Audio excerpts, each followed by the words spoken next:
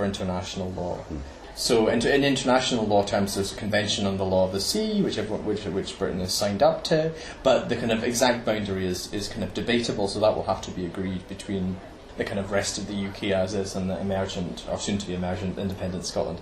There's also be the whole host of the kind of international, the kind of European situation about what precisely is the legal status of Scotland as a successor state to the former UK.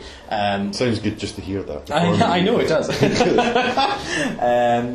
So that will be a big question, and it's not EU law, is not my thing, but reading various lawyers who do know more about it, it's again one of these contentious, tricky things which is likely to be resolved politically. And certainly there's lots of reasons for the EU to want Scotland to be part of it, and we are part of the EU anyway, so we are already EU citizens with the rights of EU citizens to free movement of persons working abroad and that kind of thing. Although terribly underrepresented in the Parliament. Yes, though equally the Parliament doesn't do a great deal, as I understand it, institutionally. No. But I mean, it's that thing where I think it's Denmark, or it's something like 16 seats with the same population as Scotland, and we've got 6. Yes, no, absolutely. Those are absolutely a dimension of it. But so that's one thing. I mean, and there's lots of other.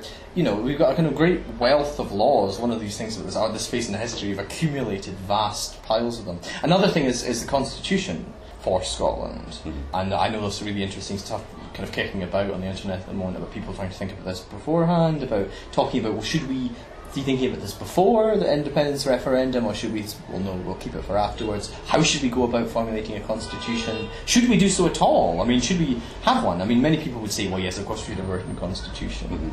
Bill of Rights, etc. That kind of thing, precisely. And there are some interesting models out there. I mean, one that often gets cited was one which was updated by Neil McCormick, who was SNP MEP and a really bright man who died far too young.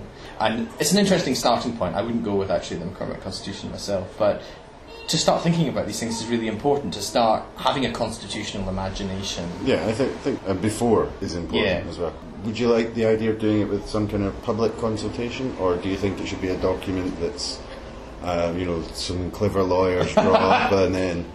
Well, what we want is a bunch of middle-aged men in wigs to hand it down. Yeah. Goosequill. Well, no. I don't think so, no. I mean, someone was asking me about this the other day, and they asked whether I mistrusted, whether I thought I should write it, or whether I trusted the public to do it. Which immensely, and I said I would trust the public much more, because actually, it's tricky though. I mean, one shouldn't be too cavalier about how easy it is to engage in these kind of public processes. I mean, one example, the McCormick Constitution, which was produced by the SNP way back, was basically realised in the Scotland Act in many respects. So it suggested that the Scottish Parliament, you could take a case to court and challenge an Act of Parliament on the basis of fundamental rights. And the fundamental rights that were written down in that Constitution were based on the European rights, the European Convention on Human Rights. And that's what we got in the Scotland Act. But interestingly, you've been having a few politicians in Scotland who've been having a go at courts reviewing Scottish parliamentary legislation on the basis of fundamental rights recently, and as if that had no impact in the future, And I understand in the short term it can be fun to have a go at judges for making decisions about these issues, but actually it's really trivial to do that, because it means we're not starting to think constitutionally. We're not thinking about what choices about who makes decisions, what power should court have, should we have fundamental rights which are judicially protected, and what kind should we have. Who's doing the best writing on these issues at the moment? On the Constitution? Oh dear. Well, I mean, I don't know. I mean, there's various people that kind of are sticking their oar in, which is as it should be, precisely. I mean, there's a blogger called Edinburgh Eye. I don't know who she is, actually, but she's been writing a whole series of posts, which is kind of responses to the sections of the McCormick kind of Constitution. And it's important questions. It goes to things like, like the European Convention on Human Rights deals with mostly political, civil rights, rights to fair trial, that kind of stuff. But, the more politically problematic ones, the edgier ones, social rights, economic rights, cultural rights, and do we want to make these enforceable or not? I mean, that's a really politically profoundly charged question, or would be if we thought about it enough. Okay. And then on to the more kind of media side of it. Obviously, you've got quite a successful blog yourself. You've been on BBC a couple of times and stuff.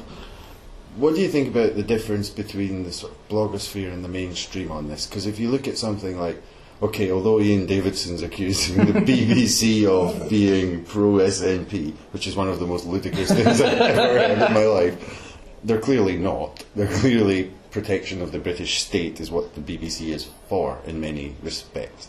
Like another podcast I did with David Miller, and we talked about Lord Reith writing in his diary, "You can trust the BBC not to be impartial on serious issues," that's the founder of the BBC. And in many ways nothing's changed in that respect. So you've got the kind of mainstream media fiercely defending the state, and a lot of the United Kingdom state, and a lot of the bloggers trying to break it up, quite frankly. I mean, what do you think about the total disconnect between the two? Or do you think there is? Well, I think that there's a few. I mean, if you wanted to do an anthropology of the Scottish blogosphere, it's quite significant about who's missing. I always think that's an interesting question. And while there have been some attempts for kind of particularly unionistic, but that's not the main fault line in Scottish politics necessarily. But an absence of Labour bloggers, an absence of Tory bloggers. I mean, I think the question of bias is interesting because it raises this kind of idea of consciousness. Are you consciously sitting evilly in your back chamber, writing away malicious schemes? So you're feeling really guilty about George Fulks' accusation you're siding that? Because obviously I have a secret. Me and my secret legions march forth and do the bit. But it's. I think it's interesting. I suspect people do not consciously think. The people don't. Again, I mean, it goes back, I suppose, to a particular kind of sociology, which I'm quite keen on, which is thinking about the kind of implicit, the modes of thought which people start kind of taking on, which they don't necessarily do so consciously. That actually, if you ask of someone who operates at the BBC or whatever, or who writes in the Scotsman, say, are they biased? They will tell you probably quite plausibly, no, I'm not. I give them a fair win. But it's this kind of. I think we need to think about how our debate is shaped in a kind of more implicit way about how kind of modes of thought, tracks of discourse take us down either pro or a kind of anti-nationalist perspectives, and it's actually much more subtle and much more difficult to talk about than simply you're biased, you're lying, you're stitching me up. Because it has become very, very adversarial, and it's just going to get worse in the run-up to the...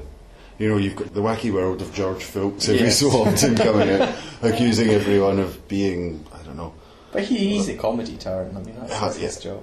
But then, so that makes us vicious cybernats for saying that. You see, we're just deliberately cybernats. Yeah, we're just deliberately destructive, and we lie because we don't agree with his mad pronouncements. But. I mean, I think it's interesting about whose disagreement is pathologised, because that is what it is. I mean, I wrote something a wee while back about Labour's cybernat problem, in which I was sort of arguing that it's not about the question of whether there are people online that hurl abuse and treat each other with hideous contempt, because of course there is. Go anywhere over the world and you will find somebody slagging someone else rotten and making an insane suggestions about each other. The thing about which strikes me as really interesting is this the character of the cybernat, the construction of the cybernat as a phenomenon, such that we use it casually as if we all knew what it meant. Mm-hmm.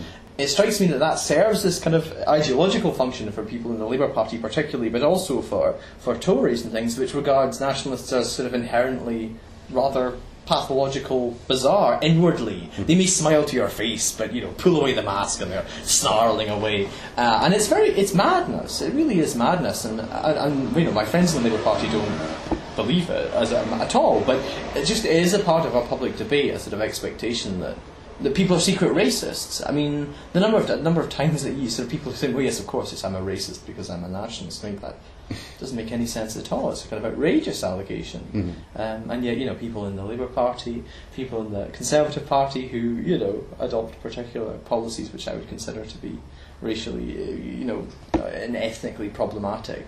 Yeah, they slag you off for being a villain. But you recently wrote a blog about the polling that's going on around independence, but not the yes, no, maybe part, but the demographics of it. So what were you saying in that article? Well, I've been looking at it for quite a long period of time. I was looking at demographics initially about just ordinary Scottish politics, because the SNP has historically had a big gender gap. But if you look at independence polling, it's carried through into that as well. The support for independence among women is usually around 15% behind men, which is vast. It's a vast gap. These polls are about 1,000 people, so they are accurate up to a point, but often the demographics are much smaller. But at least for the men and women, they're about half and half, so you can be pretty sure quite consistently that there is something going on there. Well, it's an enormous gap if it's 15%. It's well known that women generally tend to vote more right-wing than men, but it's only a very small percentage. It's a gap of 3% more. It's not something huge like 15%. So why do you think that might be?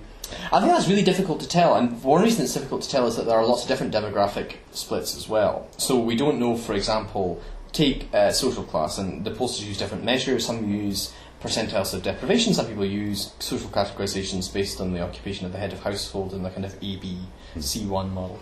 But we don't know how it breaks down in terms of sort of bourgeois women, working class women, whatever you want to call them, rural women, urban women. So I think it's really difficult to tell at the moment, which is a frustration. It would make a fascinating thing to do research on, actually, but as we go into the referendum. And I know various of my female friends, if I asked them, they would say caution among women as potentially an explanation, an interest in other kinds of political... The fact that perhaps the yes camp for independence has not really connected up independence as a kind of constitutional strategy to a political case for a change in the way we do politics, a change in what we deliver, which might appeal to women. I mean, I don't know if those are convincing arguments. They will be perhaps for some people and won't be for others. But it's a big thing. I mean, so there's gender, there's also social class, that the most deprived fifth of Scots are, I think it's more than women are more in favour of independence than the richest section of Scots. That actually the richest section of Scots are much more likely to be opposed to independence, which perhaps shouldn't be very surprising, but it is very, very stark. It's a very stark kind of line, and we're just not talking about it at the moment. We just don't talk. We talk about top lines. We don't talk about gender. We don't talk about class. We don't talk about geography. But equally, these are things we don't talk about in Scotland in general. Sometimes it's mentioned the generational aspect to it, whereas the kind of wartime generation that are more pro-union, whereas the younger generation tends to be more for independence. But that one gets talked about a bit more. It does, though the evidence of it is worse arguably than the other ones, because the percentiles are the samples for each age categorisation are so small that they boom all over the place. They go up and down because you're talking about a couple of hundred 18 to 24-year-olds. But equally, it sort of makes sense. I mean, think about generations which have been brought up in a kind of political life in the UK where the Scottish Parliament has always existed, and that is the young people of today, and that will affect how you think about politics. And I think we haven't really thought about the kind of generational impact that even having a Scottish Parliament will have in terms of how young people, how new generations even imagine their politics and where they imagine it happening. Okay. Speaking of things that will affect your politics, have you been feeling very patriotic and British during the Olympics? Have you been singing the national anthem, for heaven's sake? Yes, well, obviously I have a very sweet singing voice. No, I'm on the kind of Marino scale of identities, I would describe myself as Scottish, not British. I've never really got much juice out of Britishness, I'm afraid.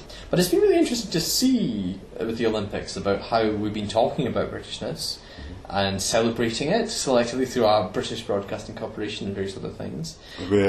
Channel 4 describing it as England a couple of times, they've been caught out. I'm not sure if it's happened on BBC, but yeah, Channel 4 definitely. Well done, Team England. Really, I mean, some of my friends in down here have occasionally done that and made the wee slip, and then they've hastily corrected themselves. They got kind of scorching glance from me, but it's quite. I mean, it just shows you again, and that's a very complicated topic, but about just how Britishness is this problematic identity for Scots, yes, but also for the English, about how it's the kind of primary English identity, British. It's quite a kind of curious phenomenon, and you could see why it's kind of a bit of a carnivalesque, because Englishness is such a kind of problematic thing, I think, to think about and talk about in England, whereas Britishness is unproblematic in lots of ways. You can celebrate it, it doesn't ask much of you, and it's kind of a united thing, and actually it's potentially politically quite progressive, and this is something which I know some of us might spasm at, but actually a desire for a certain sense of solidarity and shared interests and a communal life. I don't think Britishness can necessarily deliver it, but I think it's an aspiration which one shouldn't be snide about. You think you've been living down here for a while, and in the media, or in the English media, there's a kind of There's a two-track thing. If I read like the Daily Mail, you'll read like Quentin Letts, and, like let's get rid of these bloody Scots, and that kind of tone of